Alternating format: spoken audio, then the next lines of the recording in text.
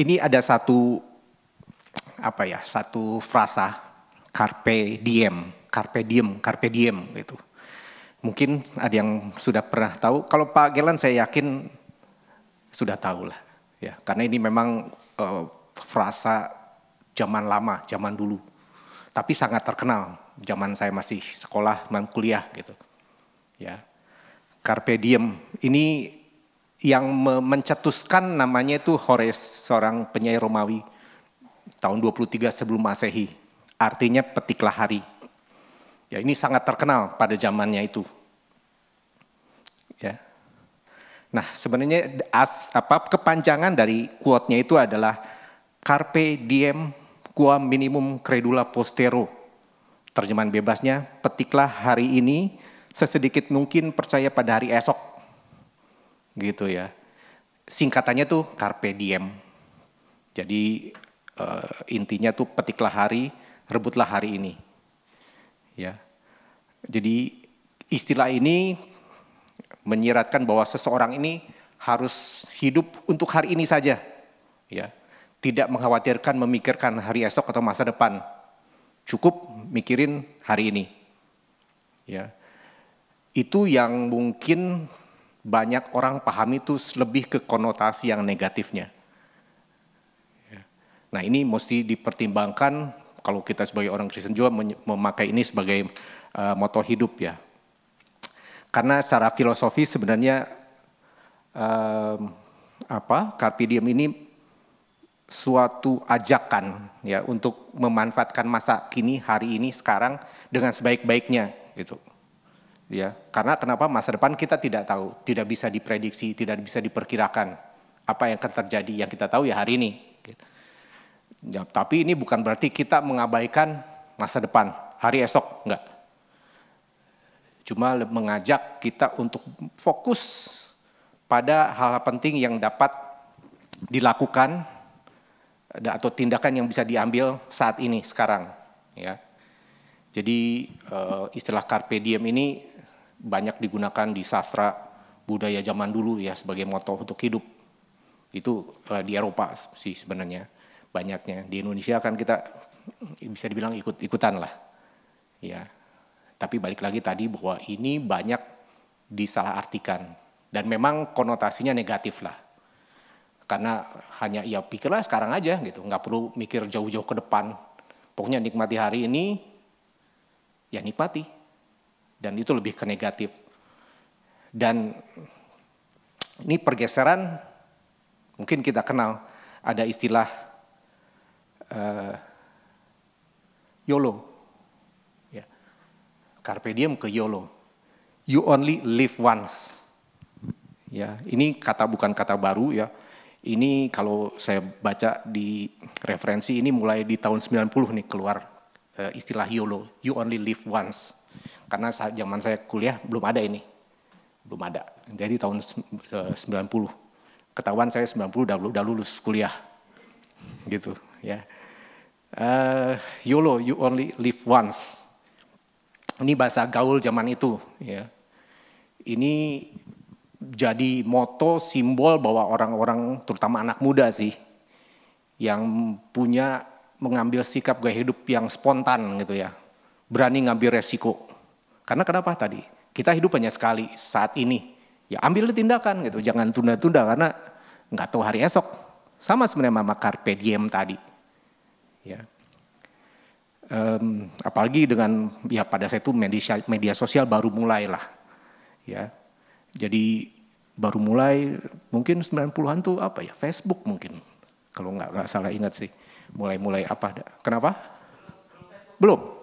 Apa 90? Pager. Iya juga sih. Ada pager ya. Benar. Tapi Facebook rasanya saya kuliah juga ada ya. Oke. Tapi betul itu pager ya. Yang saat itu karena handphone masih relatif jarang. Ada sih mobile phone memang mobil gitu. Bukan handphone, mobile phone ditaruh di mobil segede besar satu kotak gitu. Ya, jadi YOLO ini memang kebanyakan juga di media sosial lah pada situ, tapi belum seperti sekarang. yang dikaitkan dengan budaya hidup perilaku yang tadi kebebasan gitu ya. Kebebasan dalam arti untuk mendapatkan kesenangan. Ya, kemudian juga yang tadi bilang untuk hidup spontan gitu. Berani ngambil keputusan tanpa memikirkan resiko yang panjang, ya urusan nantilah, urusan belakangan gitu. Jadi buat sebagian orang ini YOLO ini kayak mantra gitu ya, untuk tidak buang-buang waktu dan lakukan apa yang diinginkan sekarang, saat ini, karena hidup hanya sekali. Ya. YOLO ini terkenal makanya masuk juga di dictionary, Cambridge Dictionary. Ya kenapa? Ya karena itu tadi ini jadi mempengaruhi banyak orang saat itu. Menurut Cambridge itu definisi ini ya, YOLO ini merujuk pada filosofi hidup yang mendorong seseorang untuk menikmati pengalaman menyenangkan atau luar biasa meskipun hal tersebut bisa saja berbahaya, konyol atau tidak masuk akal. Nah dari definisi ini kita lihat bahwasanya YOLO memang lebih banyak ke sisi negatif orang ngambilnya. Ya tadi kenapa? Karena memang hidup hanya sekali. Jadi jangan buang-buang waktu, sia-siakan waktu dengan hal yang biasa atau mungkin anak muda satu bilang ya membosankan. Ambil sikap, berani, ambil tantangan, ambil resiko gitu. Tapi kalau kita lihat sisi positifnya ada juga YOLO tuh ya. Jadi memotivasi seseorang atau motivasi kita untuk keluar dari comfort zone, zona nyaman gitu ya. Coba hal baru, berani ngambil tantangan, menghadapi tantangan untuk memperluas pengetahuan kita. Ya jadi banyak orang menikmati hidup daripada membuang waktu memikirkan hal-hal yang nggak perlu atau memikirkan pendapat orang lain atau keadaan gitu. Nah YOLO bisa kita ambil sisi positifnya di situ. Ya, jangan terlalu banyak mikirin apa pendapat orang, apa keadaan kita, ya kita lakukan terbaik. Karena yang kita punya ya hari ini. Jangan terganggu dengan orang lain, paham orang lain, jalan orang lain ke sana kita mesti ikut. Orang lain diam, kita juga ikut, bukan begitu. Ya. Tapi yang tadi juga sisi negatifnya ada jika YOLO ini membuat kita ya membenarkan sikap yang merugikan, yang impulsif, ya maksudnya spontan tadi ya. Jadi tindakan konsumtif, mungkin bisa jadi berakibat kriminal juga, yang nggak bertanggung jawab ya. Karena dengan YOLO cuma mikirin diri sendiri, ya saya ambil putusan untuk diri sendiri. Padahal tidak selalu begitu. Seringkali, banyak kali apa yang kita putuskan berpengaruh ke orang lain. Nah ini yang tidak bertanggung jawab kalau kita berpikir keputusan kita hanya buat kita, efek buat kita. Enggak, tidak selalu begitu kenyataannya. Dan itu kan sikap yang sembrono dan tidak sehat ya. Jadi makna YOLO tadi sebenarnya bisa positif, bisa negatif. Bagaimana kita menyikapi. Ya, meskipun sebagian besar itu ya negatif lah kita tahu. YOLO, you only live once ya. Jadi hidup bebas, semangat untuk diri sendiri. Ya. Di sisi lain ini ada, mungkin jarang dengar, ini antitesis dari YOLO. YOLO, you only need one. Apa sih ini? Jadi kalau tadi lebih gaya hidup yang spontan, mikirin diri sendiri. Kalau YOLO ini ya kelihatan dia nama you only need one. Yang lebih benar-benar tuh esensial, berarti kita pilih. Jadi memilih sesuatu yang berarti, sesuatu hal bisa dibilang minimalis untuk ya hidup cukup gitu. Jadi kalau kita perbandingkan tadi YOLO mengajak kita hidup tanpa batas. Ya. Kalau YOLO justru lebih prinsipil untuk mendapatkan kebahagiaan dari hal-hal yang sederhana. Tapi bernilai gitu. Itu YOLO. Contohnya YOLO kalau pilih barang yang kualitas belum tidak harus mahal ya, tapi kualitas sehingga tahan lama, mengurangi konsumsi gitu ya. menggunakan barang-barang yang ramah lingkungan sehingga tidak mengganggu lingkungan hidup. Itu contohnya. Ya, jadi ini dua hal yang mempengaruhi kebanyakan memang pemuda tahun 90 tadi 2000-an dengan YOLO dan YONO ini. Oke. Kemudian yang terakhir tentang ini. Ini yang sekarang lah kita tahu. Ya. Kalau FOMO, saya pikir ini kita pasti tahu semua lah. Fear of missing out, ya, takut ketinggalan. Ya. Ini banyak sekali nih. Apalagi kita sekarang, misalnya kan sekarang tanggal 10 bulan 10 tuh. Saya sendiri nggak langganan, tapi dari online shopping itu kirim malam-malam itu. Ini udah mau jamnya udah habis gitu. Kamu missing out, ketinggalan. Mesti belanja gitu karena banyak diskon. Ya itu salah satu contoh fear of missing out gitu. Yang dangkal, simpel sih. Tapi sebenarnya FOMO ini kan istilah atau suatu persepsi ya bahwa orang bersenang-senang, mungkin juga memperlihatkannya dalam medsos rumah sekarang. Istilahnya mungkin flexing. Kelihatan orang itu lebih senang, bahagia, mungkin kaya dibanding sebagian besar orang yang melihat followernya melihat, oh kok hidup gitu enak banget ya, saya ketinggalan gitu. Nah di medsos ini justru membuat kondisi ini lebih jelek gitu. Dan kebanyakan orang jadi rentan dengan FOMO. Karena FOMO ini kalau sisi yang banyakannya lebih ke negatif, terutama di gaya hidup. Sehingga kalau kita relate lah di Indonesia sekarang banyak pinjol. Pinjol ini memang bahaya banget gitu ya. Sangat-sangat pengaruhnya kemana-mana. Ya. Contoh saya kerja di developer. Salah satu developer kan kalau orang beli rumah tuh kebanyakan sekarang KPR. KPR itu kredit pemilikan rumah. Jarang lah, sedikit orang yang beli lewat cash, tunai atau angsuran, jarang. Kebanyakan tuh KPR. Kenapa? Karena memang bisa dicicil. Tapi salah satu syarat orang dapat KPR kan itu harus ke bank. Kalau ke bank itu ada istilah BI checking.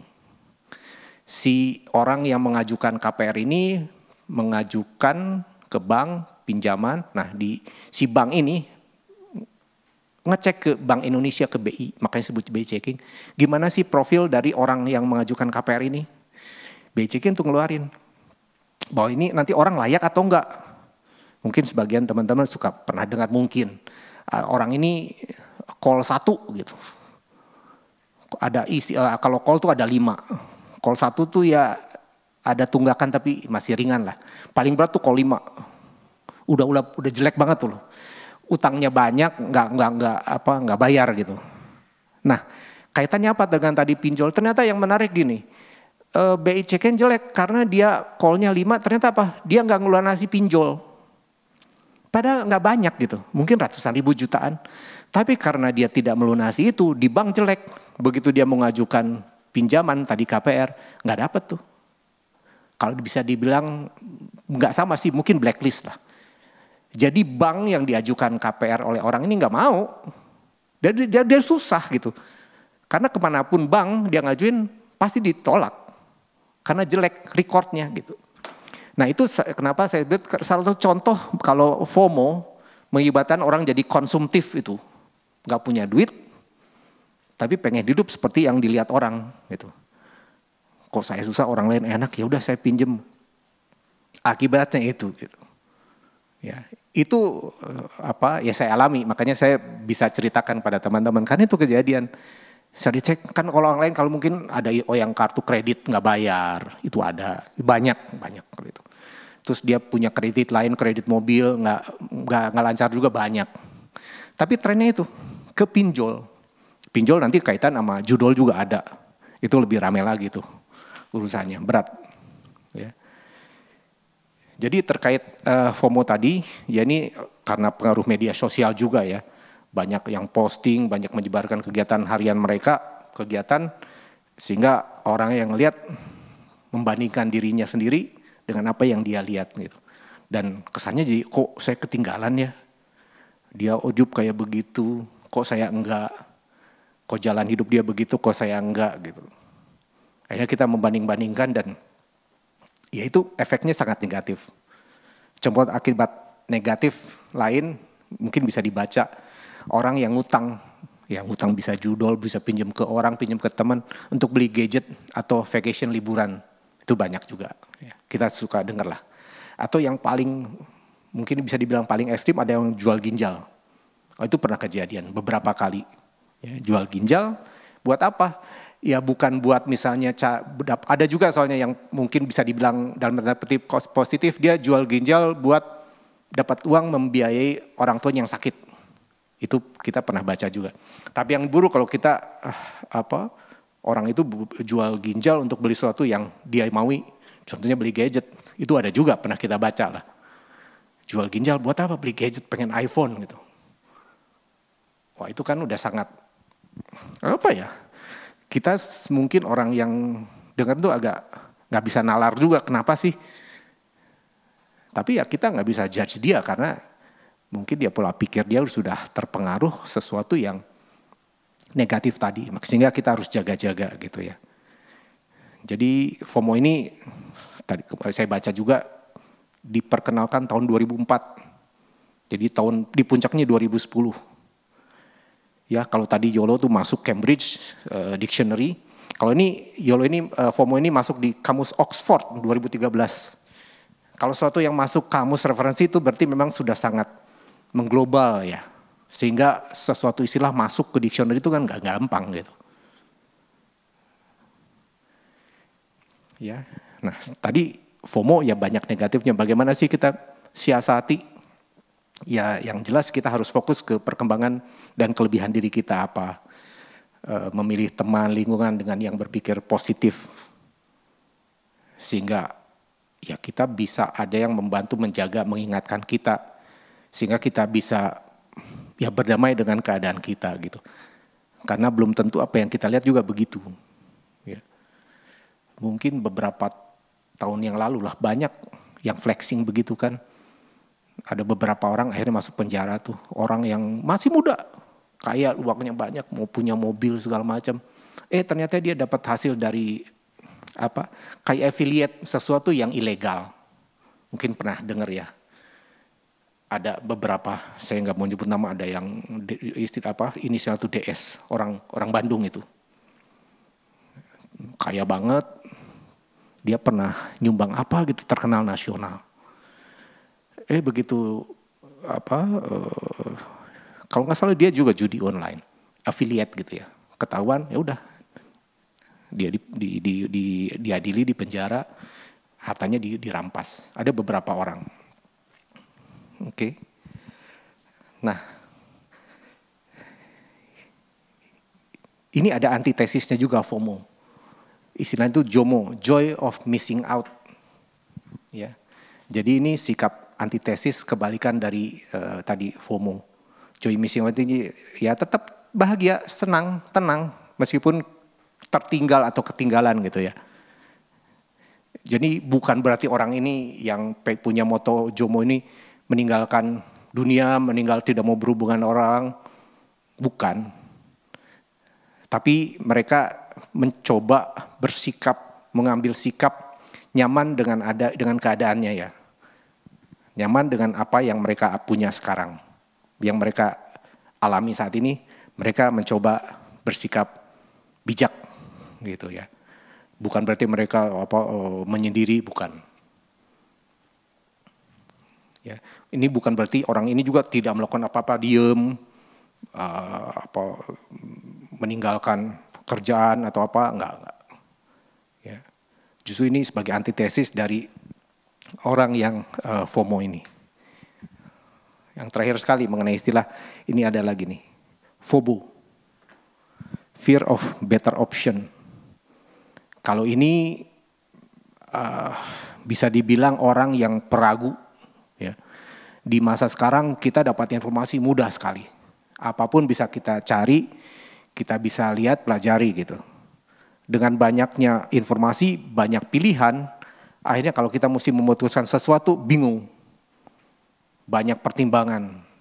Dalam tanda kutip mungkin bisa dibilang perfeksionis gitu ya. Jadi kalau mau memutuskan sesuatu, orang ini meneliti banyak hal. Mau beli barang misalnya, dia survei semua. Ya, waktu dia pakai untuk cari itu. Kemudian karena itu dia banyak menunggu supaya dia bisa lebih explore dulu option-option yang mungkin bisa dicari. Jadi kalaupun dia nanti sudah memutuskan, begitu dia putuskan dia nggak puas, ragu dengan apa yang sudah dia putuskan. Ya. Dan orang akhirnya suka menyesal gitu. Kenapa ya saya ambil putusan begitu? Kenapa ya? Kayaknya saya salah gitu. Padahal dia sudah menghabiskan banyak waktu, energi untuk melakukan penelitian. Ya. Nah, ini negatif kalau FOBO ini. Bagaimana kita mengatasi ya? Kita mesti menyusun prioritas dalam hidup ini. Apa yang penting, apa yang harus kita lakukan, ya kita lakukan dan kita bertanggung jawab atas putusan kita. Kita tidak perlu terlalu banyak mengambil waktu untuk memikirkan yang sudah, bukan berarti kita abaikan, bukan. Tapi yang sudah terjadi kita tidak bisa hapus, sudah lewat. Yang bisa kita lakukan ya kita belajar dari itu dan move on ke depan. Baik, sekarang kita ke bacaan ya dari firman Tuhan. Saya ambil dari Roma 12 ayat 1 dan 3. Ya, saya bacakan buat kita semua. Roma 12 ayat 1 sampai 3. Karena itu saudara-saudara, oleh kemurahan Allah aku menasihatkan kamu supaya kamu mempersembahkan tubuhmu sebagai persembahan yang hidup, yang kudus dan yang berkenan kepada Allah, itulah ibadahmu yang sejati. Janganlah kamu menjadi serupa dengan dunia ini, tetapi berubahlah oleh pembaruan budimu sehingga kamu dapat membedakan mana kehendak Allah, apa yang baik, yang berkenan kepadanya dan sempurna. Berdasarkan anugerah yang diberikan kepadaku, aku berkata kepada setiap orang di antara kamu, janganlah kamu memikirkan hal-hal yang lebih tinggi daripada yang patut kamu pikirkan, tetapi hendaklah kamu berpikir sedemikian rupa, sehingga kamu menguasai diri menurut ukuran iman yang dikaruniakan Allah kepada kamu masing-masing. Oke, dari ayat ini ada beberapa hal yang perlu saya sampaikan ya. Di ayat 1 bahwa ini kita harus mempersembahkan tubuh kita kepada Allah. Jalanmu bukan jalannya. Jalan kita sesuai ayat ini, kita harus mempersembahkan tubuh kita kepada Allah. Bukan kepada keinginan dunia. Seperti yang dilakukan oleh ya kebanyakan orang. Ya. Kemudian di ayat kedua, janganlah kamu menjadi serupa dengan dunia ini. Dunia ini menawarkan banyak pilihan yang itu pasti banyak diambil orang.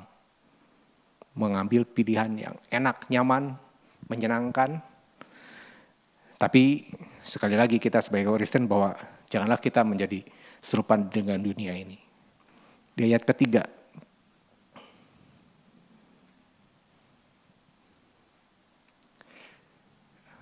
sehingga kamu menguasai diri kamu menurut ukuran iman yang dikaruniakan Allah kepada kamu masing-masing. Ya. Jadi kita harus menguasai diri menurut ukuran iman yang dikaruniakan Allah kepada kita masing-masing. Jadi masing-masing kita di sini sama-sama orang Kristen pun diberikan karunia yang berbeda-beda. Dan kita harus mengeksplor itu sesuai kehendak Tuhan. Kita punya jalan, kita punya karunia yang sudah diberikan. Manfaatkan itu dengan sebaik-baiknya ya. Jadi dari firman Tuhan ini kita belajar bahwa sistem di dunia ini berbeda dengan nilai value yang kita sebagai orang Kristen miliki ya. Si jahat menggoda kita berbagai pilihan, banyak di dunia ini yang bisa kita pilih, bisa kita ambil. Tapi kita belajar juga di sini bahwa firman Tuhan meminta kita mempersembahkan hidup kita sepenuhnya bagi Tuhan. Ya, sebagai ibadah yang sejati di ayat 1. Sehingga kita tidak menjadi serupa atau mengikuti dunia dengan segala keinginan dunia. Ya, yang berbeda dengan rencana Tuhan bagi kita. Jadi ayat ini mengajar kita harus berhikmat dan bersikap tegas, punya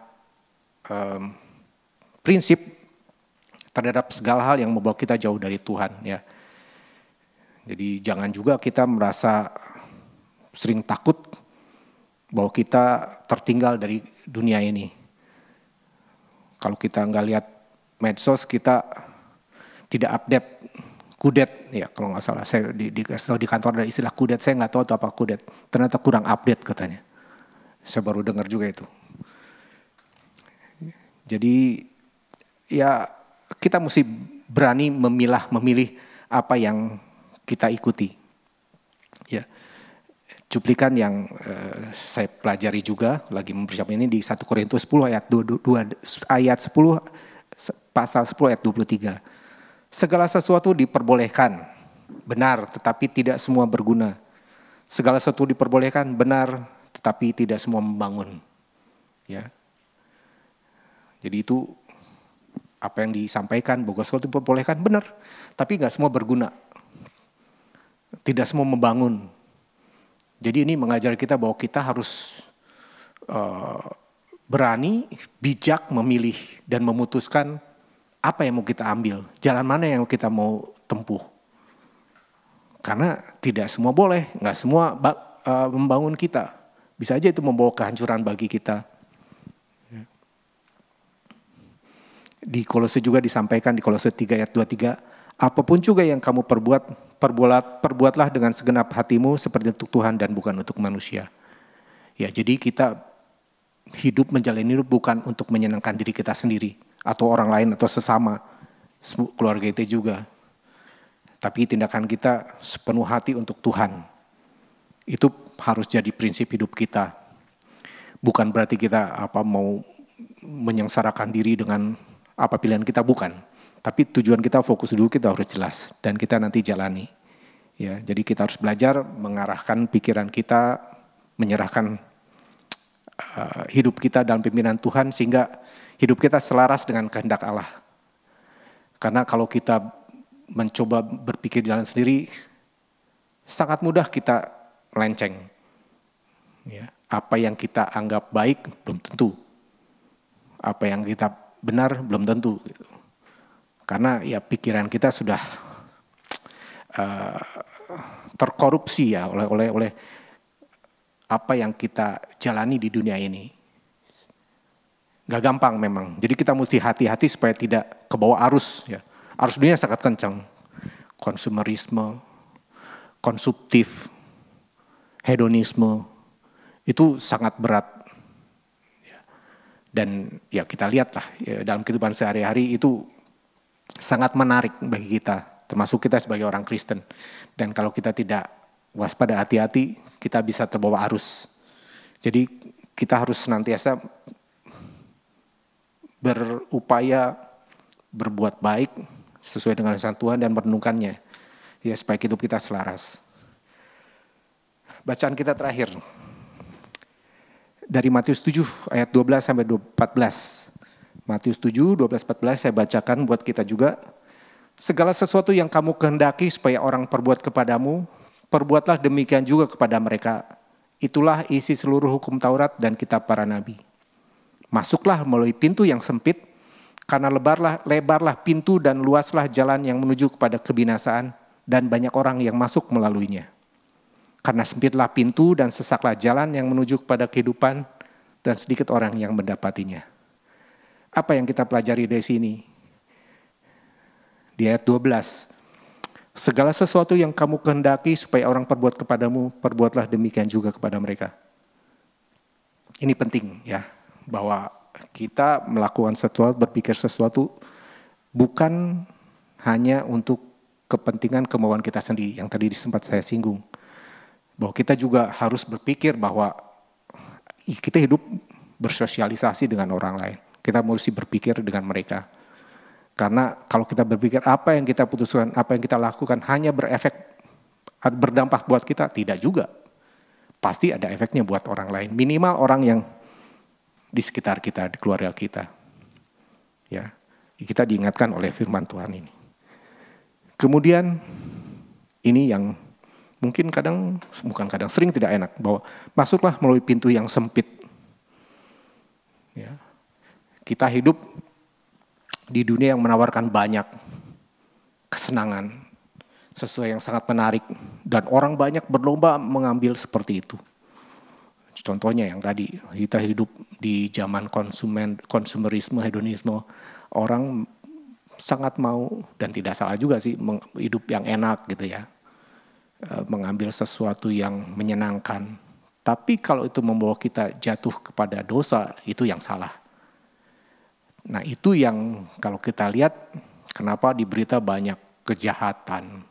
Kan kalau kita baca koran, bukan jarang, malah hampir tidak ada berita yang baik, sangat jarang. Karena di berita, di media kan, bad news is good news. Ya memang benar, coba aja lihat. Kadang saya juga kalau kita lihat TV, beritanya apa coba? Perampokan, pembunuhan. Berita yang baik rasanya jarang. Kenapa? Saya juga nggak tahu sih, nggak bisa jawab juga. Coba aja perhatikan berita-berita, mau di berita TV mainstream gitu. Beritanya kan gitu, negatif. Karena kalau yang misalnya ada yang sesuatu yang baik, rasanya jarang kita dengar, kita lihat. Nah, bedanya dengan kita apa kalau kita mengikuti pintu yang sempit ini? Kita mau ikut menyebarkan sesuatu yang berita yang jelek, berita yang ya tidak memberikan apa-apa, atau kita memberikan kabar baik dengan kehidupan kita. Ya jadi Matius ini disampaikan pada saat Yesus khotbah di bukit ya. Jadi Yesus mengatakan bahwa ya kita harus pilih jalan yang akan kita tempuh. Ada dua pintu ya, jalur yang sempit menuju kerajaan surga dan lebar menuju kebinasaan. Jadi ya kita harus memilih dan jangan sampai kita salah langkah. Ya. Jadi dari ayat itu kita dapat membayangkan bahwa kita tidak perlu membuat keputusan yang menantang untuk berjalan-jalan lebar. Nggak usah mikir panjang-panjang gitu. Orang otomatis ya ngambil jalan situ. Jalan yang lebar, jalan yang mudah.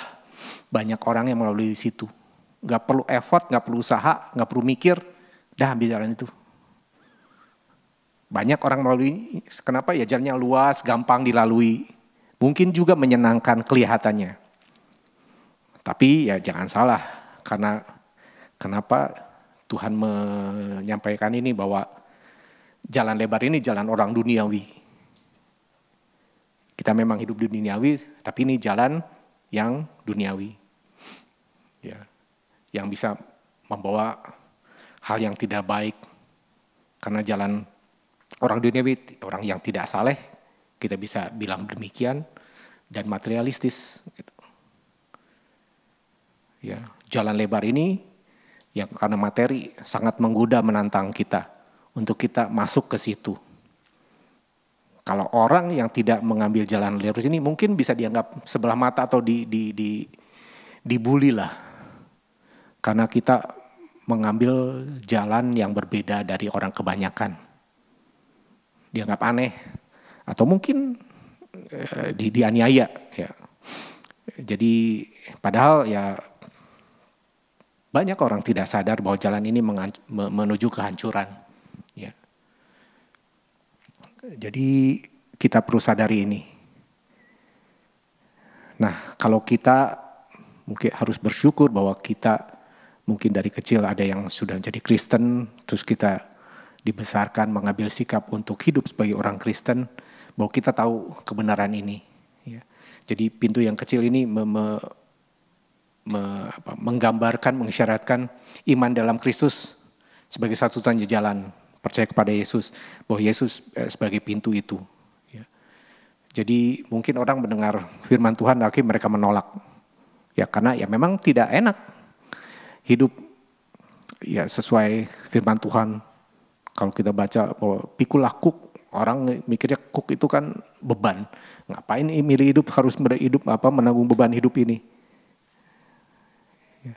Orang hidup seperti jadi aneh, menjauh dari kebanyakan orang, dan orang sangat tidak suka lah kalau orang menjadi orang berbeda.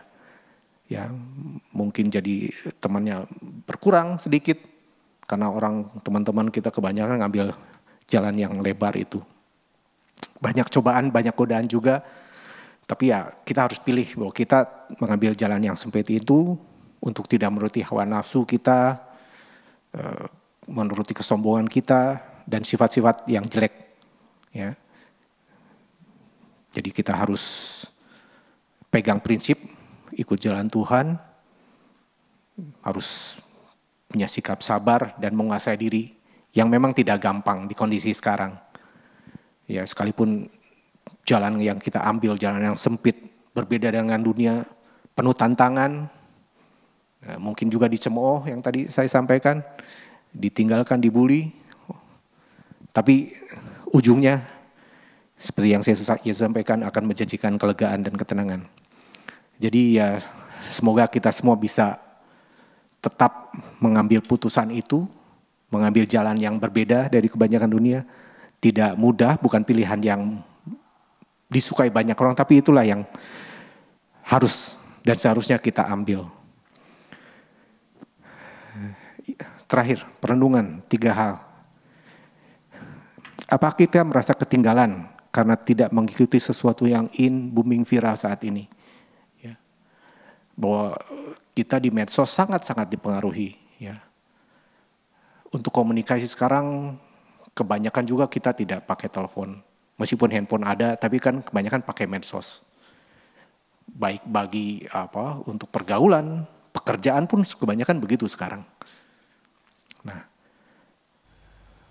kalau kita untuk yang positif itu bagus. Tapi bagaimana kalau kita banyak menggunakan medsos, terpengaruh medsos untuk hal-hal yang akhirnya negatif. Kedua, ke arah mana jalan yang kita tempuh saat ini? Kita punya jalan, sudah diberikan, Tuhan ingatkan kita jalan yang sempit, jalan lebar, jalan mana yang kita pilih. Sekali lagi bukan pilihan yang mudah karena kita hidup di dunia, tapi kita harus mengambil putusan. Ya. Tadi moto dianggap di awal kita carpe diem. Kita hidup hari ini, petik hari ini, nikmati hari ini.